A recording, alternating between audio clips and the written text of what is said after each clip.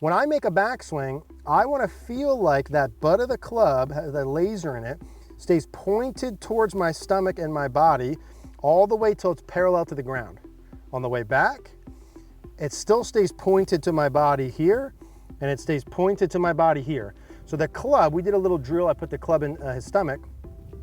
He put the club in his stomach. I didn't put the club in his stomach.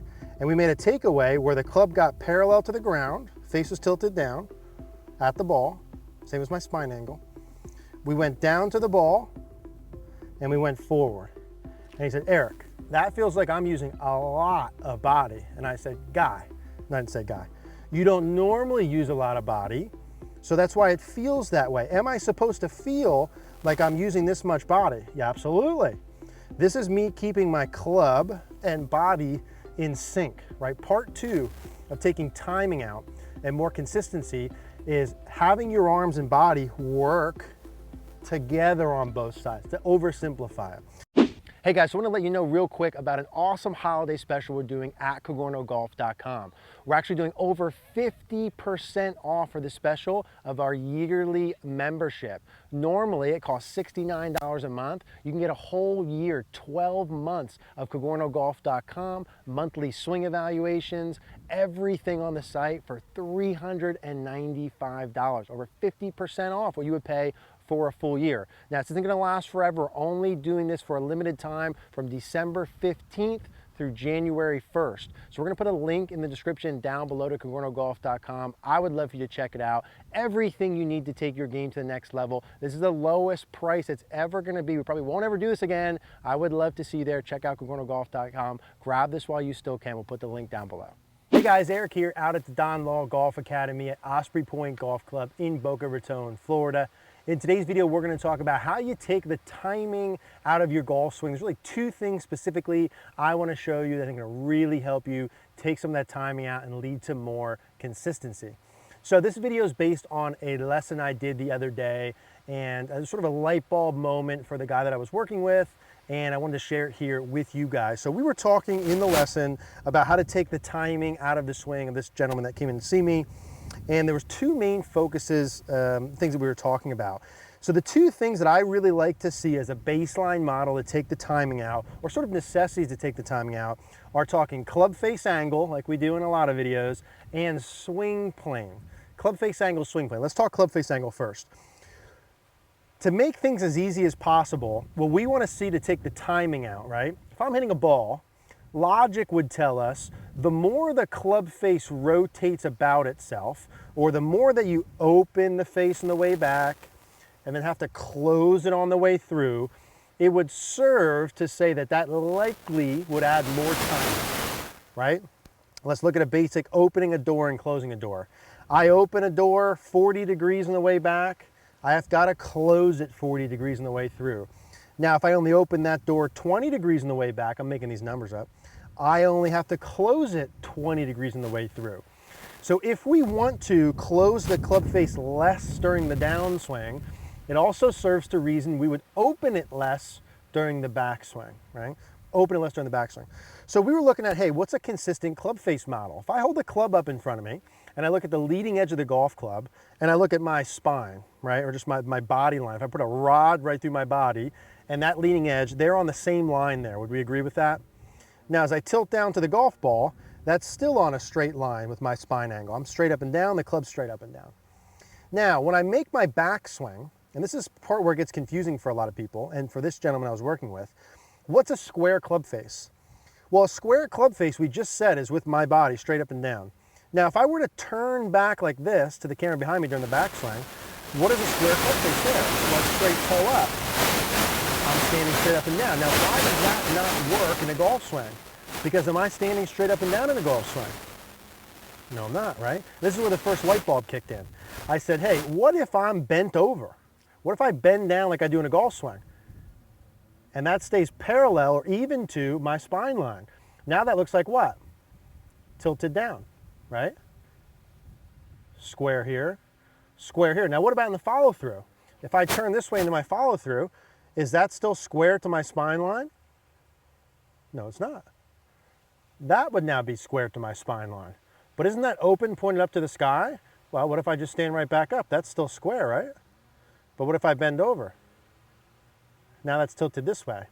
So to take the timing out and be more consistent, the first thing you want to do is have the club face staying square to that circle you're swinging on. If we had a big sort of hula hoop or one of those swing circles around me, and I put this PVC, looking back upon it, we should have done here, and I put this PVC thing on that swing circle, that club face, if there was no face rotation, would look like this on the way back. And then on the way through, that club face would look like here. Always getting the leading edge parallel to my spine line.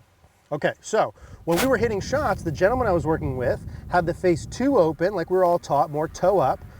But toe up is quite literally way open compared to my spine line. So if we're toe up here, and I look at my spine line, you draw a line up my spine on your screen with a marker maybe not, just think about it. And this toe is straight up and down like this. That's not parallel to each other, right? This would be parallel to each other. And so what we started with is hitting balls. And I like this leapfrog style of learning things. Just like we do everything else, you do it in sequence of what you're capable of doing. When do you take training wheels off a bike? How old? Whenever you're ready to, right? When do you go to level 2? When you completed level 1, 4th grade after 3rd grade, right? So the same thing with leapfrog. I would do a movement until I would hit it about 50 yards. Can I do X, right? Can I keep the club face square to my plane on both sides and hit it 50? And when I can do that, then maybe 70, 90, etc. So the thought process was this. I'm getting the club face square to my spine here when it's at the ball. Then it's tilted down the same angle. So he felt like the club face was pointed at the ball a lot longer. And then when it works back down, it's back to square, right? Same as my spine line. And then as I work into my follow through, it's still square to my spine line. Now in my follow through, when I'm here, I'm tilted to the right. So from this angle, I'm tilted to the right. So I'm not in my follow through, just straight up and down like this, right? I'm tilted to the right. So what we wanted to start with is just hitting these sort of hip high shots to say, can I go leading edge, if you were to put a piece of tape on the ground, perpendicular to my target, parallel to my spine, keep it pointed towards the ball, same angle as my back to perpendicular, and then here. So for him, it felt like the club was pointed at the target, pointed at the ball and ground, pointed at the target, and then pointed up towards the sky. So he felt, because he normally rolled a lot, like the face stayed pointed up towards the sky, okay? So what we did is we started to hit some little shots. I'm gonna do here, I've got an 8-iron, I'm gonna go 50, 60, 70 yards.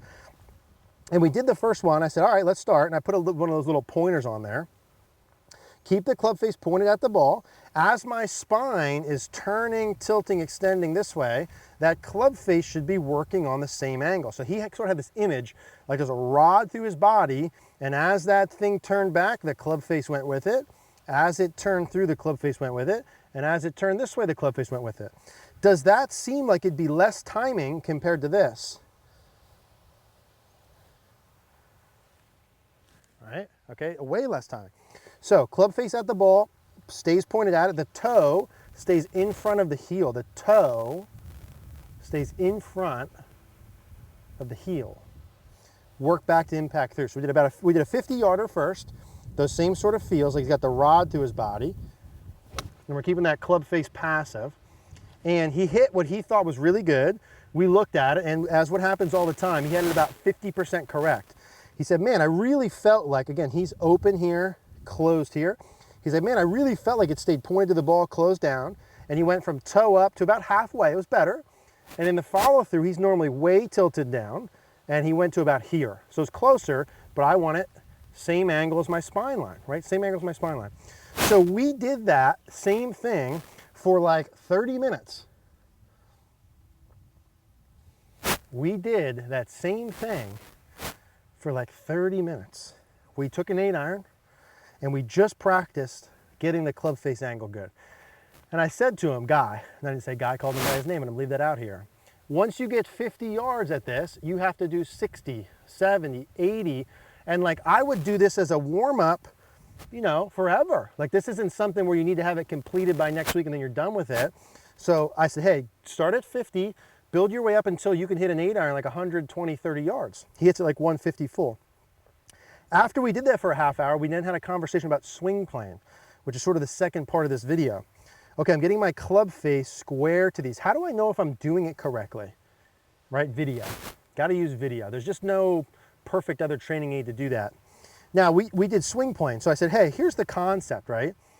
When I start my swing, this club, butt of the club points towards my body. Specifically, it points at about inside my left belt buckle, right? So it's not straight up and down in my belt buckle. It's just forward, but it points towards my stomach. When I make a backswing, I want to feel like that butt of the club, the laser in it, stays pointed towards my stomach and my body all the way till it's parallel to the ground. On the way back, it still stays pointed to my body here, and it stays pointed to my body here. So the club, we did a little drill. I put the club in his stomach. He put the club in his stomach. I didn't put the club in his stomach.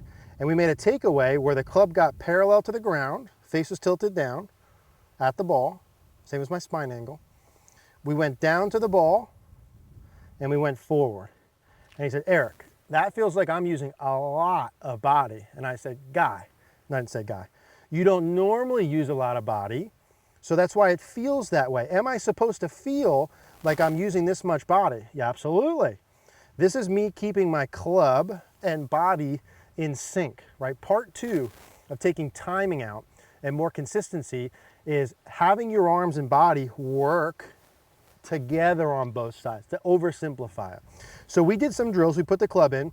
He felt like he was turning his belly button, sort of his ribcage core back behind him a lot, and then all the way towards the target. Back behind him, all the way towards the target. So his net sort of feels where, holy cow, I'm really turning my core back, keeping the butt of the club pointed at me.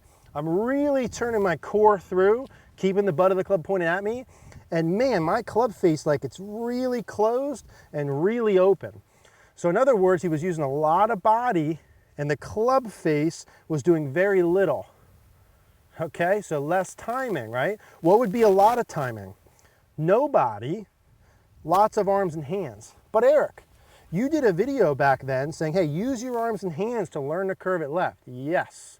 Okay, if you're watching this and you hit it 4 right all the time, you probably want to do that first, and then you do this second. So taking the timing out. So we did these. We did the 50 to 120 with the 8-iron, 30 minutes. We did these where I'd have them do 2 rehearsals. So I'd put the club just above your belly button, back to parallel, club face tilted down, through to parallel, club face tilted down. Then we put the ball in. I said, hey, can you feel the club face that we were just feeling? But imagine the butt of the club stays pointed towards your stomach the whole time. We just did a little hip high. And we hit a ball about that far, so maybe 100. He hit it right down the middle. And he did a couple of those. Now, was every ball perfect? No. Okay, we had to work through. We had to use video. I adjusted and tweaked some things. You're going to have to do the same thing. But I'm super confident if he does this in the next 1, 3, 6, 12, 24 months, his overall ball dispersion is going to be way better. His golf's going to be way better, and yours will too, especially if you have too much timing within it. So the take-homes here are club face angle. Keep it parallel to your spine on both sides. Use video. Keep the club feeling like it's pointed towards you. That requires the club to be on a good plane, and it requires you to use your body back and through. Now, as we went, we were together for 4 hours, so we didn't do just this, but as we went, it turned into, hey, club face square, this is at my stomach, my body, and then he felt like, now I can't do that forever, right? But it felt like we did that till arms parallel, and then the idea was, hey, now get the butt of the club feeling like it points towards the ground. Now get the butt of the club back towards your body. Now get the butt of the club back towards the ground. So all this turned into that. Face stayed square, butt of the club at me, down to the ground, butt of the club at me, down towards the ground with the face square. So that's what I would look at if you want to take the timing out. The face to path, getting more consistent.